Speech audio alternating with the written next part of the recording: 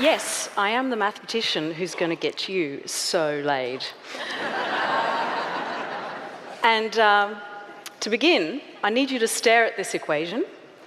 I mean, there's your first orgasm right there, I know it. But these are very sophisticated equations that model a successful marriage. And they're groundbreaking equations because it was the first time that truly sophisticated mathematics was used in the field of romance. And they predict with 95% accuracy rate whether newlyweds will be together in 6 years' time. And you can see there's the W for wife and the H for husband. And so they modelled newlyweds talking about areas of contention like the in-laws or money. And then they modelled the responses according to how each partner was responding to the other. Body language as well. And what came out was this interesting influence factor at the end there, which actually revealed that couples that responded the least to each other had a better chance of a successful marriage. So that means, I see some people are like, we knew that. So couples that compromised the least ended up being together the most. And this was very interesting because a lot of therapy has been based on empathy. And you laughed before, so maybe you don't say when your partner comes home, yes, darling, I know, let me rub your feet and fix you a martini. Because what they've actually found is that might not be the best way forward. Maybe the best way, or the mathematics revealed, that having high standards and finding ways to reach for those standards is in fact the way to go. So mathematics is the study of patterns. All the symbols that you see are in fact patterns, encapsulating patterns. And we're very used to seeing mathematics being used in physics and engineering, but that's just because it's been there the most. E equals mc squared, that's so early 1900s. There's actually been an evolution. Since the 80s, we've seen mathematics venture into stock market analysis, risk analysis, that was new. And then since the 90s or 2000s even, we're seeing mathematics enter into the sometimes called softer sciences like psychology, sociology, anthropology, biology.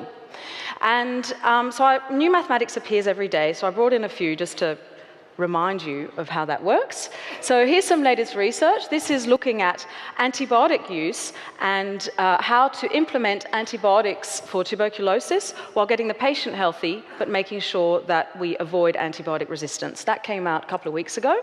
And this is looking at how an opinion spreads through a population, and when will you have the coexistence of several opinions or one big consensus. One of my favourite that's a little bit older, but I couldn't resist. This one's from 2009, and this is how to create the perfect chocolate. One that melts in your mouth, but not in your hand. And yes, these are very sexy equations, I'm sure you agree. Anyway, so mathematics is absolutely everywhere these days. It's being used everywhere. So it really is no surprise that now we're seeing the equations for love. Now, love sucks, I know you all know that, because yes, you're excited at first, but then you're scared, oh my God, I haven't eaten. You're sitting looking at your phone, please ring. Then they send you a 2-word text and you're like, woohoo, it's on like Donkey Kong. And so these equations look at which personality traits are more likely to come together to have a more stable companionship type love, because some people, it just ends up being up and down continuously. I mean, imagine being in a relationship with Charlie Sheen. That would be like, well, on like Donkey Kong, and also like this. It gets a bit out of control mathematically quite fast, so just to tell you, it's about one other thing to look out for is if you overestimate your partner's qualities. So with partners, we can behave a bit like proud parents, oh, he's so smart, he's so sexy, and everyone's just staring at this guy like, meh. Anyway, here's some more mathematics. Now, men report on average having had sex with 2 to 4 times as many women than women do men. And this does not make sense. It doesn't. I know you're all thinking, but what about prostitutes? Another girl over there, well, what about my ex? He slept with everybody. No. Every time a man has sex with a woman, there are averages for other things, but in a large enough sample space, it's going to be about the same, not off like this. So here's an example. Here's Charlie Sheen. He's had sex with everyone. Then the next guy, only one. And that forces, you see, the outcome for the women. The first ones had one, the others have had 2 partners each. And 2, 4, 6, 8, 9, 9 divided by 5, and on the right, 5, 6, 7, 8, 9, 9 divided by 5. Every time a man has sex with a woman, it's adding to the general tally of both sides. Now, why is there this discrepancy? Because the surveys are confidential and non-identifying, and it turns out if you ask about kinky things, people are very honest. So what we've turned to is we think it's counting strategy, because if you enumerate, you'll be prone to an underestimation, and if you approximate, you'll be prone to an overestimation. So it seems women are going, you know, Justin, Brad, the guy with the sexy biceps, the end, and men are going 20 a year for the last 5 years, you know. My favourite clue in all the data was that 80% of men's results were divisible by 5. So of course, the mathematicians are like, yeah, no, you're lying.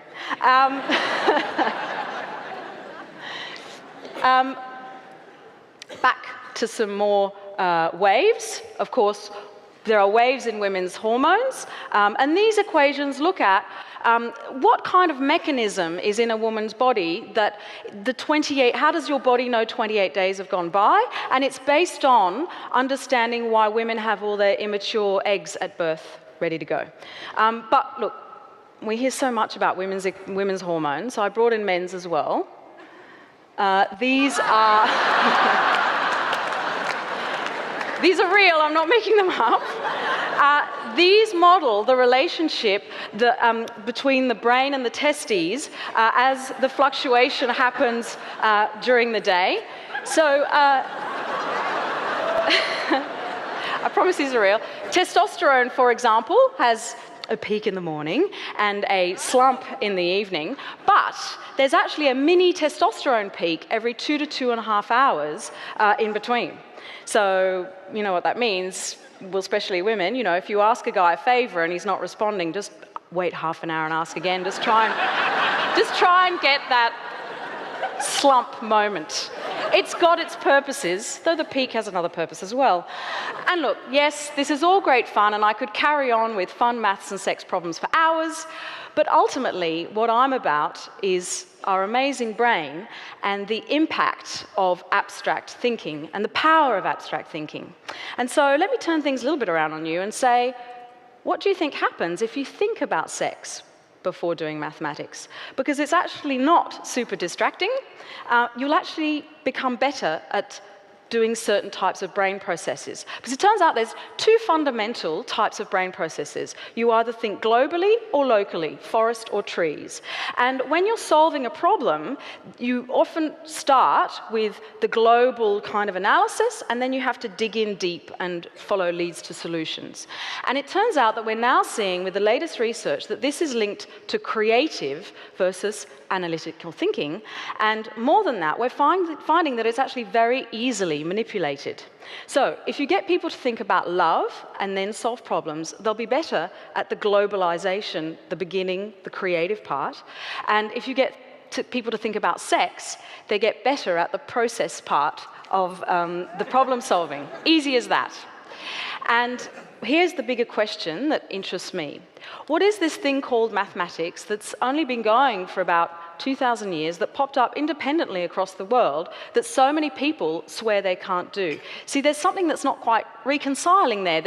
You can't have something that's developed so recently with some people just having an extra brain bit. No, that doesn't make sense. It's about finding those right triggers. And here's a school report card of mine in French.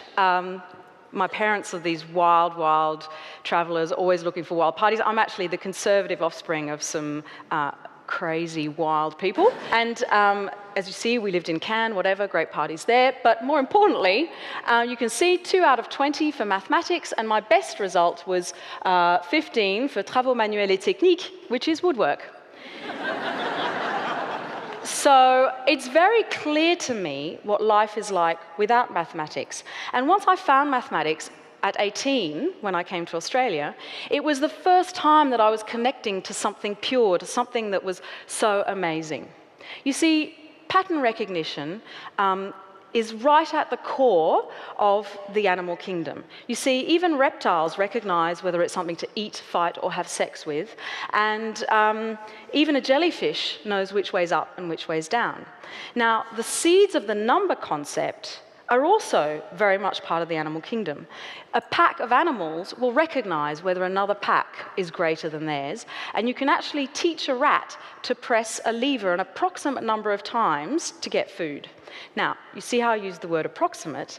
That's because the rat doesn't have self-awareness or a linguistic ability to capture, tame those innate sensations. So if the rat is just tapping 3 times, 1, 2, 3, we'll kind of get it right. But once it gets to 16, the poor little rat is like tapping away, doesn't know where it's reaching. And in fact, it's the same with us. If you do an experiment where we can't count out, we'll make exactly the same mistakes as the rat. Now, we went further. We went things like 2 + 5 = 5 + 2. I can swap the order of things and still reach the same result. We went further still. A + B = B + A. I can substitute any of the infinite number of numbers that I'm now aware of in that formula, and it means the same thing. You see, language is more than just naming things. With it, we also got cause and effect and temporal reasoning. And you see, mathematics is our most precise use of this syntactical understanding. Because with mathematics, at each step that you're creating the pattern linking discovery, there's no ambiguity. It is very precise what you're doing at each step, what is in each classification. True or false, that's it. In the box, or outside the box. It's very clear, ultimate precision. And that is why mathematics is so powerful and being used more and more, right through to sex. And that's why it's so hard, because you're using the limits of our evolution right to their extreme. We're taming those innate sensations with the most ultimate precision we can. You see, mathematics, as you can see, it's just, what's so breathtaking is that it emerged independently across the globe. And when people came together in peace or war, they may have clashed when it came to religion, cultures, languages, but their mathematics or pure pattern recognition just meshed. You see, mathematics lies right at the roots of humanity. Like sex, it transcends human culture. And now that I've shared that with you, you are the sexiest ladies in town. Thank you very much.